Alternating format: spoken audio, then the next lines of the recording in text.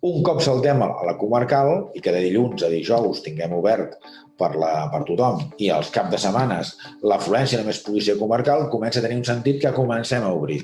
I això també ens ajuda a desescalar, ens ajuda també a aprendre. És a dir, podem aprendre amb demandes més petites perquè després, quan arribi el desconfinament total, si és que arriba, que esperem que arribi del país, haurem après com gestionar-ho. Per tant, això és positiu.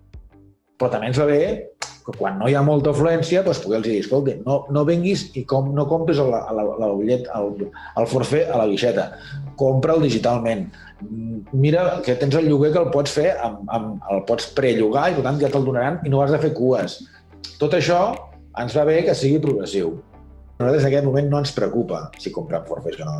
Jo els dic als meus, sobretot ara, no es tracta de que vingui molta gent, es tracta que vingui que quan vingui puguem donar un bon servei. I, per tant, que en aquesta progressiva creixement del que és l'activitat sigui endreçada, sigui ordenada i que puguem donar una bona informació. I la gent, quan vegi que realment no hi ha problemes, tenim dates confirmades, podem obrir, veuran com funciona, veuran que les cues, perquè vosaltres informareu i ho veureu, que van bé, que tot funciona bé, estic convençut que la gent anirà comprant forfets. El que passa que aquest any segurament no comprarà forfets a temporada tant com abans o comprarà més el forfet del dia a dia.